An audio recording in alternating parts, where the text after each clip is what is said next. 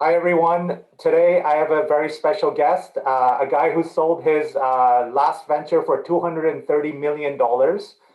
That's an amazing accomplishment. And he's now working on his next venture. He's just raised $4.2 million, and it's going to really change the way that we see work. So he's also a fellow IMD Business School from Switzerland, my MBA alumni. And so it's great to have Tony Jamous on the line with us.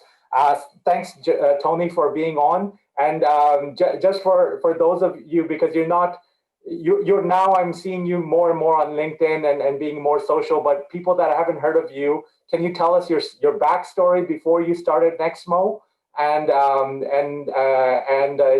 you got into raising funds for it, and then we'll go on to where you are today later.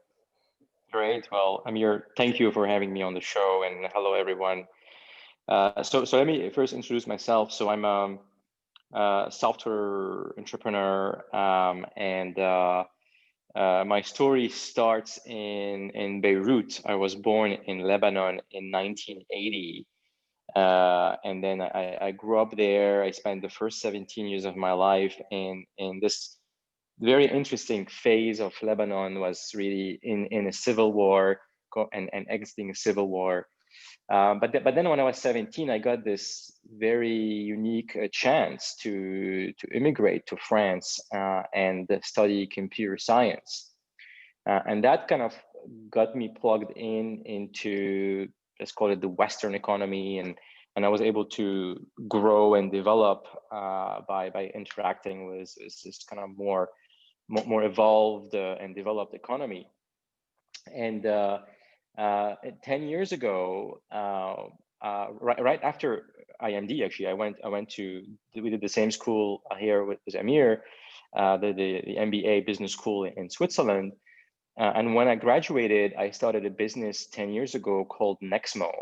That was an API business for building communication apps. And that business, I grew that business to $100 million of revenues in 5 years.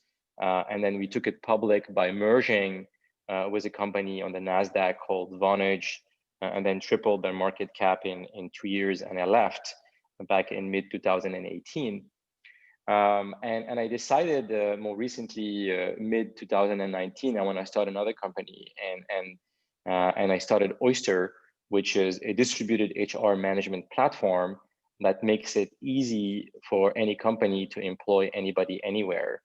And by doing so, by making cross-border employment a scalable reality, we are hoping to deliver impact in wealth inequalities and brain drain reduction. And if you think of it, why let's say an Android developer in Pakistan is paid 10 times less than the same job in Europe or in the US, is because they're in Pakistan, and because their company that is hiring them outside Pakistan doesn't know how to enable them to be highly successful in a remote setting.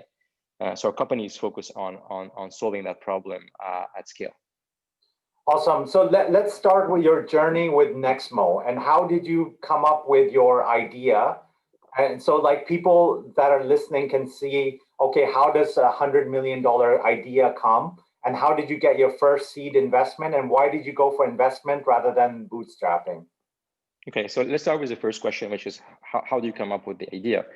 And I was fortunate before Nexmo to work for a similar company, but more like older generation player that does messaging API for messaging, but it was really before APIs were available. And one day I got assigned a project to build an API program, and customer loved it, but the company I used to work for decided not to pursue that business and that opportunity, and for me it made no sense. So when I went to IMD and spent a year learning about business and interacting with my colleagues, I was able to sharpen my views on what does it need to really lower the barrier for developer to build communication application using APIs, and that was kind of the initial idea came from that 1 year iteration on the value chain, on the business plan, on the market, and then secondly is why did we go for funding? Because if you want to build a business in innovation, any innovative business, especially in software today, where you have very high speed of innovation, but also competition, you don't want to be at a disadvantage from other competitors that might be raising money. So I think that's number one, is really you want to be able to go very fast in building the product and the go-to-market. And if you bootstrap the business, that could work, but if you really want to have enough capital to go really fast. And that's one of the reasons why we've decided to fundraise. And we started with small angel investors, and eventually we didn't take a lot of investment in the beginning, and then we built some of the product, we gained some traction, and then we raised more money, and then the same game comes again and again. You kind of raise money, invested, deliver results, and then go back and fundraise again. And can you talk about how much you valued the company initially, and how did you come up with that valuation? And then how did you convince the first early investors onto your product? Yeah, so first, if you want to value a very early stage company, let's say an idea, it's very hard to value that because you have no financial statements, you don't have any method to evaluate the business. So essentially, you want to be in line with the market. So there's a market for valuating early stage companies, and that varies. There's a number of factors. There is the quality of the founding team, how big is the size of the market, how clear and credible is their strategy, whether it's go-to-market strategy or product strategy. So you have all these factors that enable you to assess, but then you end up always in the same range. Today, if you think about today, because the market have shifted massively from 10 years ago to today, and I've did seed funding 10 years ago and today, there's like 5 to 10x difference in valuation. So today, if you have a strong team, great product, great potential, and you're raising a seed round, you're not going to be valued at less than 3, 4, 5 million. Okay, that's kind of the minimum, because what really is important is the amount you're raising versus the valuation. So if you're raising, let's say 1 million at 5 million valuation, then your dilution remains acceptable. But if you are raising 3 million at a 5 million valuation, then your dilution would be not acceptable, and that wouldn't set the company for success down the line. No serious investor would come and invest in a company that is not majority owned by the founder at an early stage, right? So there's kind of this old mathematical concept that are common sense, essentially, that determine what is a relevant value range for an early stage business today. Okay, so you raised money 10 years ago, and now you're raising it 10 years later. What has been the difference?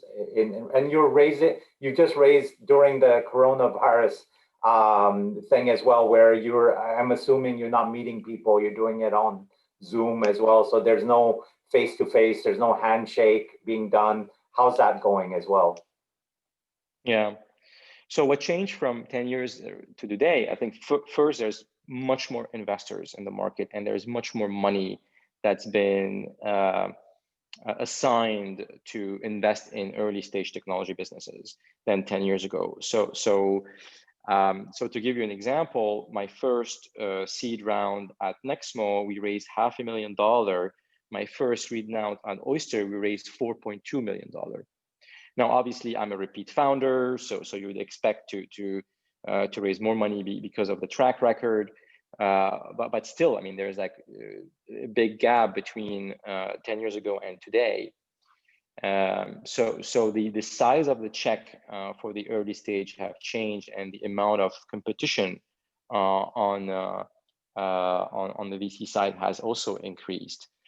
That's kind of one change. And secondly, also what changed is that now you can build businesses much faster than 10 years ago because of the maturity of technology platforms and tools for entrepreneurs, and the barrier to entry to start becoming an entrepreneur has lowered. So you also have more entrepreneurs and more startups that are had came in the market and are still coming into the market.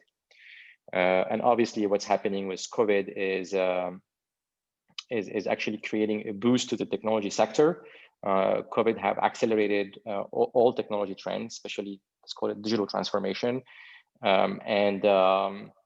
so that has also increased the interest in the technology sector overall.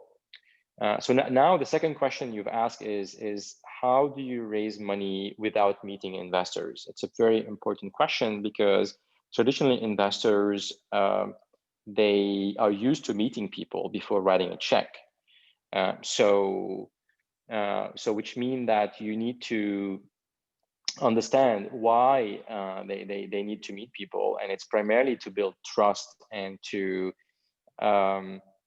look at the business in more detail. But knowing that, what I recommend any future entrepreneurs is to really build up a strong KPIs before going to fundraise today, like be able to really prepare well, be ready.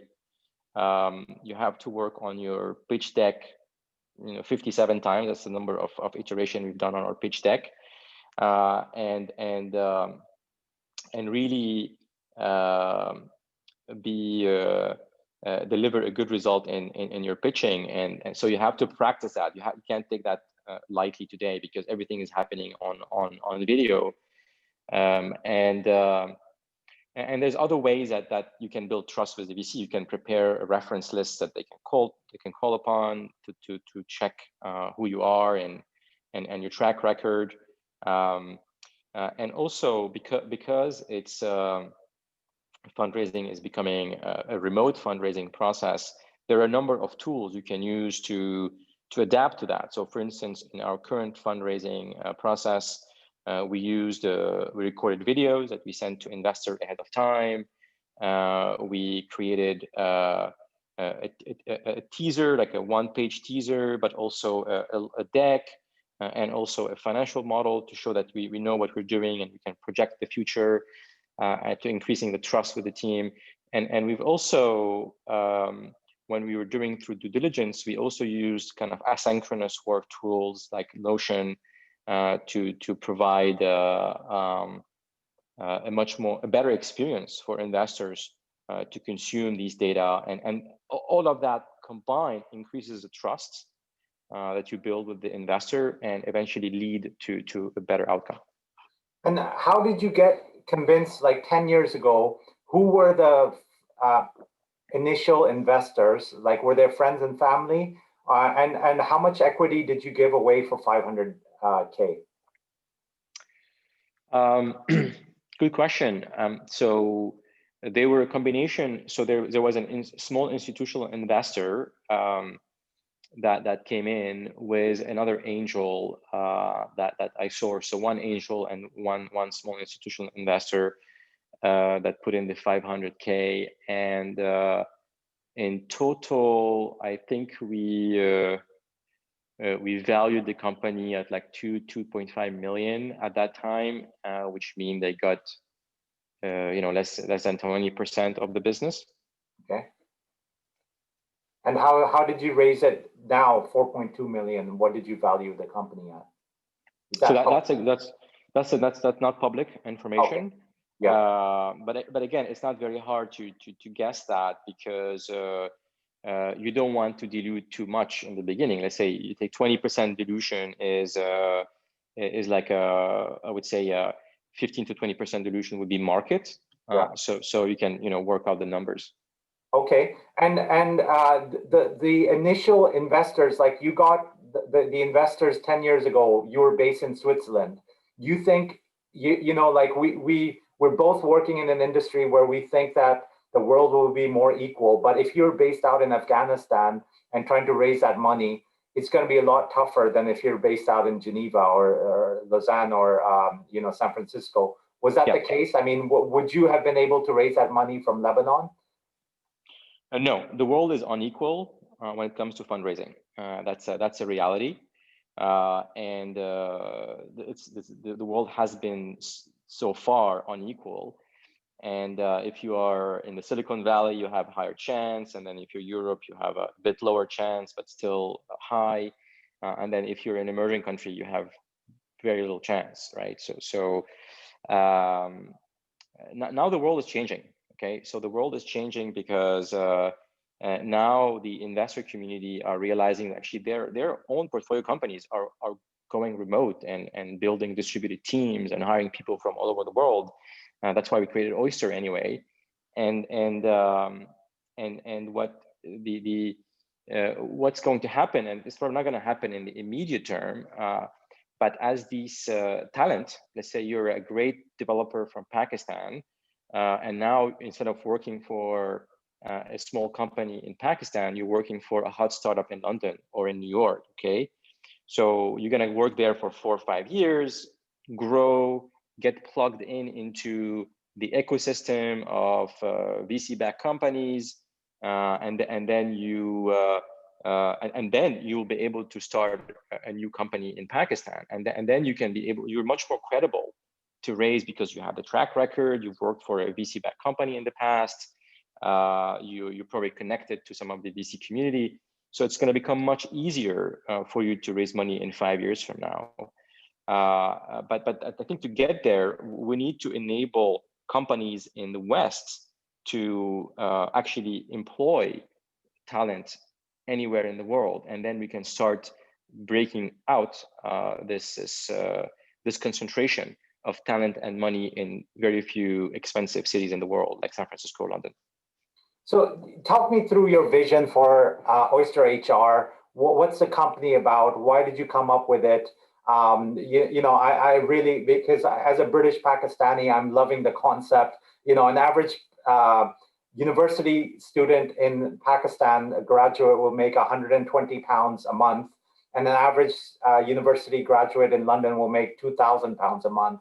And I've always found that, you know, a shocking sort of statistic, but I can hire talent at £120 a month, and I've been outsourcing for like 15, 20 years now. So like, tell me your vision of OysterHR. Where is it going to be in 1 year time, 2 years time, and why you guys are here? Yeah, so we are here to lower cross-border employment challenges so that anyone anywhere in the world can have access to a great career. That's our mission, and to do so, we have to solve two problems. One is to build an employment infrastructure and a software platform that enables these companies to very easily and at scale administer employment in 10 or 100 countries. Okay, so remove the concept of country when you're employing people. Okay, that's one major challenge. The other challenge we're doing is we are enabling companies to become better distributed companies, how they can build an organization design and structure and leadership style and tooling to become more effective companies for a distributed workforce, and also enable people around the world to become better remote workers. Okay, so we're doing these two aspects at the same time. One is building the infrastructure and the software to make it super easy to hire anybody anywhere, but then enabling companies and people to become more efficient working in a distributed setting. Awesome. So not only can you hire people, let's say in Pakistan or Lebanon or wherever it is, but you can also then, you have the software tools for them to coordinate better as well. Yes? Yeah, like for instance, if you want to hire somebody in Pakistan, well, you need to send them a Pakistani employment contract. You need to talk to an employment lawyer. You have to have a local accountant, a payroll provider. You know, what kind of benefits do you want to give them in Pakistan? You have no clue if you're sitting in London, right?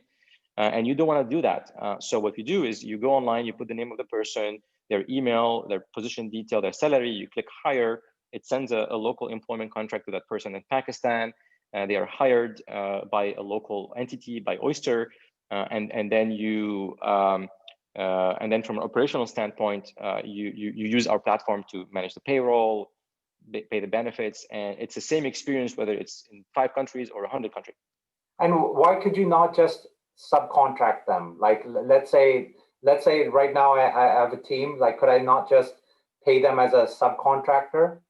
Yeah, it's a good question. So there's 2 modes of modality of engaging people. There's contractor and there's employment, full-time employment, and we support both.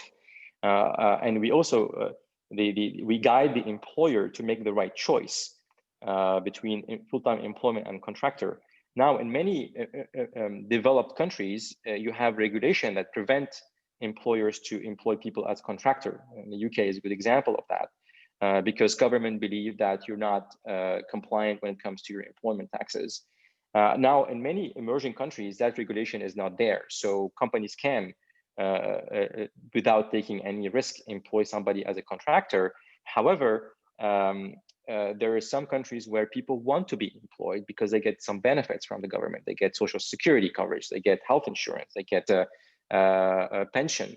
So what we do is really we guide our customer to make the right choice between full-time employment and contractor, and we support all employment modality. Awesome.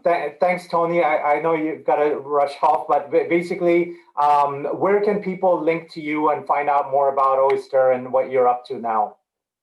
Yeah, so if you go to oysterhr.com, this is our website, and for many of the students that we're targeting and you're talking about, then they can actually sign up and get trained on remote work.